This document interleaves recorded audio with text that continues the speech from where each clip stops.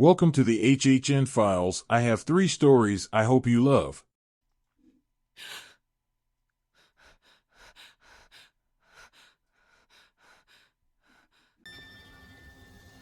Title: Whispers from the Shadows. Chapter 1: The Warning Ignored. Tara's heart pounded against her ribcage as she stood outside the old Victorian house, a foreboding sense of dread enveloping her being. Her friends had planned a harmless game night involving an ancient ritual they found in a red book they stumbled upon at an estate sale.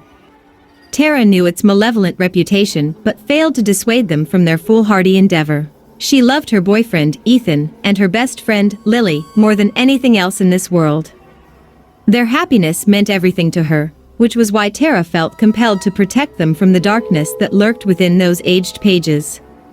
But her pleas fell on deaf ears, drowned out by youthful curiosity and skepticism. As ominous clouds rolled across the moonlit sky, casting eerie shadows over the desolate neighborhood, Tara decided to take matters into her own hands. She would leave before becoming entangled in the terrors that awaited them inside the decaying mansion. Shedding a tear for her forsaken love, Tara retreated to the sanctuary of her car, setting out on a journey to clear her troubled mind. Chapter 2: Descent into Darkness.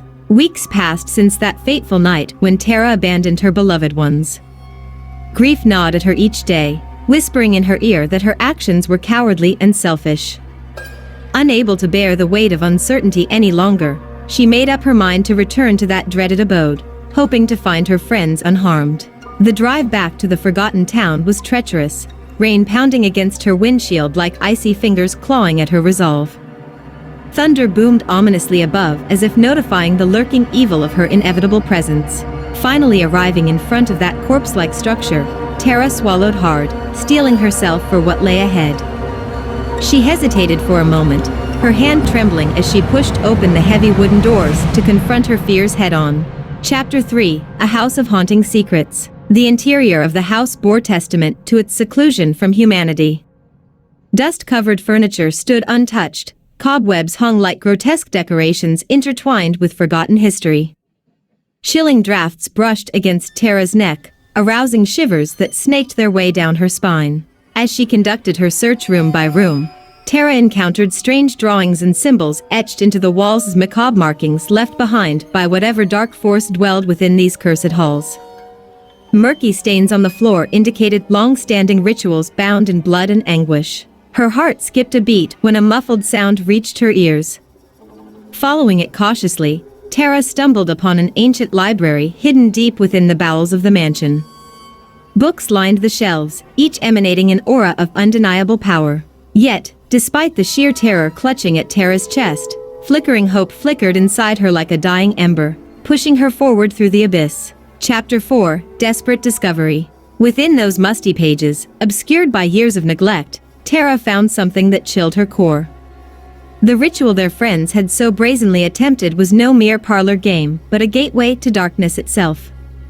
It demanded sacrifices and offered twisted desires in return, ensnaring unwary souls who dared venture too far. Tears streamed down Tara's face as she realized the gravity of her loved one's plight. This red book held the key to their salvation or damnation, and she would stop at nothing to find a way to break this sinister pact. Delving deeper into the forbidden texts, her fingers traced over forbidden incantations and demonic names. Her mind raced, weaving together possibilities and potential remedies that could release Ethan and Lily from the torment that gripped them. Chapter 5: The Descent Begins.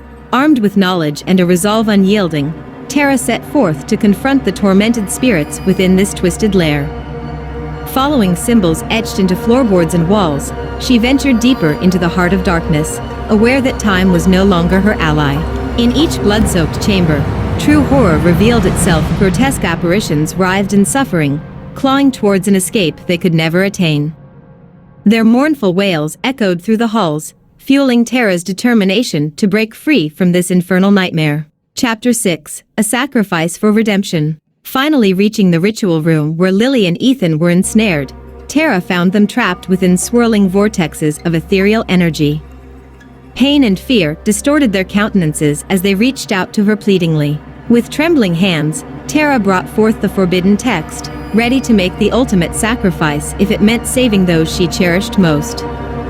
Chanting words she barely understood, she dared to challenge the very forces that fueled this malevolence. A blinding light filled the room, engulfing everything in its path. When Tara opened her eyes, she found herself alone, surrounded by silence.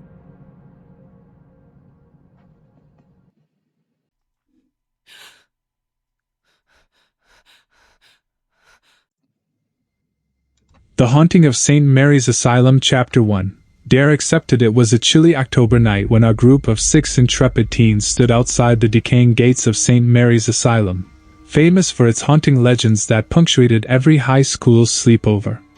Our hearts raced with excitement as we prepared to enter the abandoned hospital and create some unforgettable thrills. Dylan, the daring leader of our group, unlocked the rusty gate and it screeched open, announcing our presence to the darkness within. Daniel, Tom, and I followed closely behind Dylan, joined by Charlotte, Amy, and Lily, the rest undeterred by the eerie atmosphere surrounding the old building. Flickering streetlights added an eerie glow to our surroundings, amplifying the spine-chilling sensations creeping up our spines. Chapter 2. Whispering shadows. Once inside the echoing halls, menacing shadows danced on the walls, their whispering voices spreading apprehension among us like wildfire. The smell of mildew mingled with stale air, adding an extra layer of foreboding to our exploration. Our flashlights cut through the darkness, revealing the remnants of forgotten equipment, dusty beds, broken wheelchairs, and rusted surgical instruments left behind in haste. It was too easy to imagine the souls who once roamed these corridors, their sanity lost forever. As we ventured deeper into the asylum's labyrinthine hallways, strange phenomena surrounded us. Doors swung open and closed on their own volition, emitting anguished howls that sent shivers down our spines.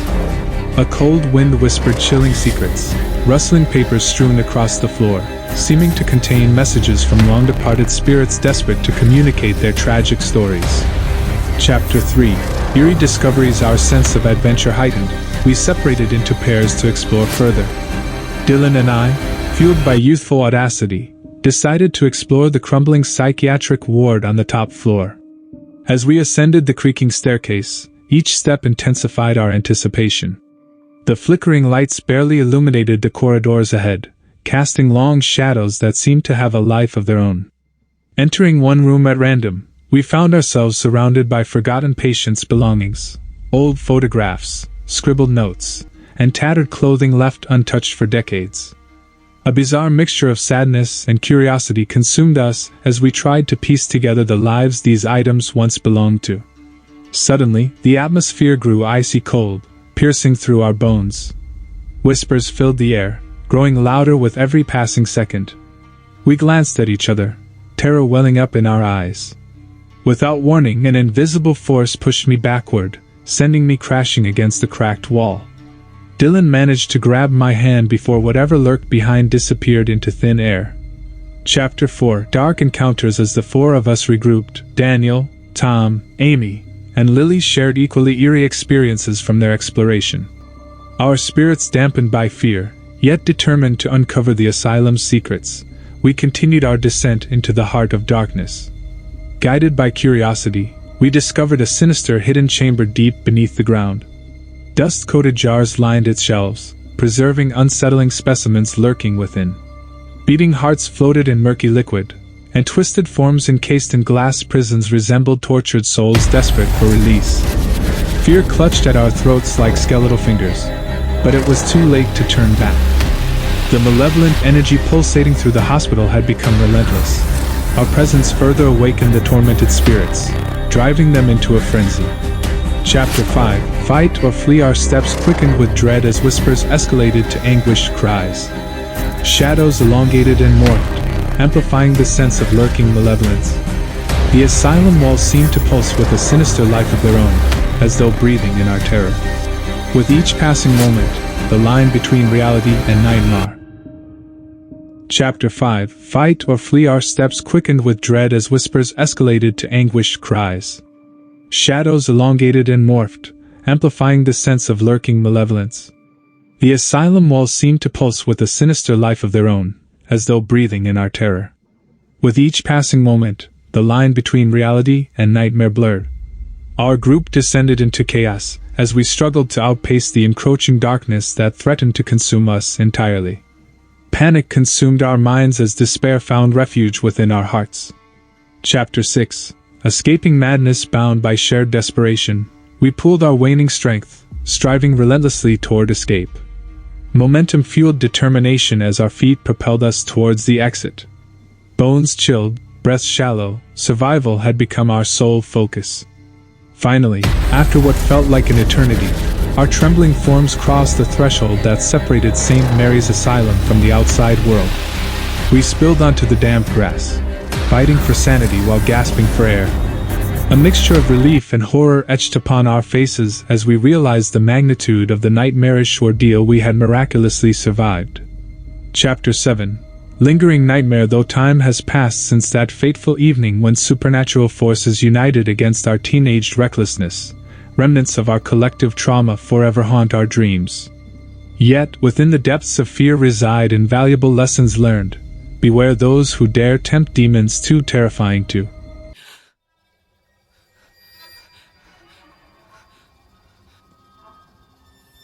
Title: Echoes of the Void. Chapter 1. The Studio's Doorstep. Eager anticipation coursed through my veins as I stood before the dilapidated entrance of Thornwood Studios. My name is Marcus Thompson, a talented yet struggling musician striving to make a mark in the unforgiving music industry. This studio was rumored to possess an otherworldly aura that could transform dreams into reality. A sense of foreboding weighed heavily on me as I pushed open the creaking door and ventured into this mysterious realm.